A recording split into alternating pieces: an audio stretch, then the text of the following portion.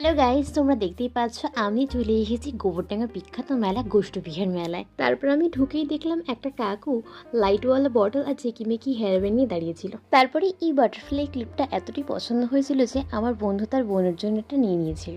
এখানে তোমরা দেখতেই পাচ্ছ যে খুবই কিউট কিউট সফট টয় ছিল, ডোরেমন, পিকাচু ও কিটি এটসেট্রা।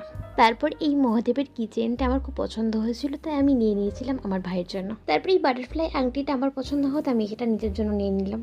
আমি লাইফে ফার্স্ট টাইম গান ফায়ারিং করে 3টের মধ্যে 2টো বেলুন ফাটাতে পেরেছি, খুবই মজা পেয়ে গেছিলাম। মেলা ঘুরতে ঘুরতে খিদে পেয়ে যাওয়ার কারণে একটুখানি পেট পুজো করে নিলাম, নিজের পছন্দের সব খাবার দাবার দেখে লোভ সামলাতে না পেরে। তারপরেই একটা দোকানে গিয়ে দেখলাম কিছু হ্যান্ড প্রিন্টেড ব্যাগ, যেগুলো দেখতে খুবই এস্থেটিক ছিল।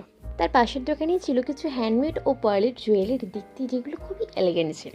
তারপরে কিছু সুন্দর সুন্দর জুয়েলারি দেখার পরেই আইসক্রিম খেতে খেতে বাড়ির জন্য বেরিয়ে পড়লাম। আজকের জন্য টাটা।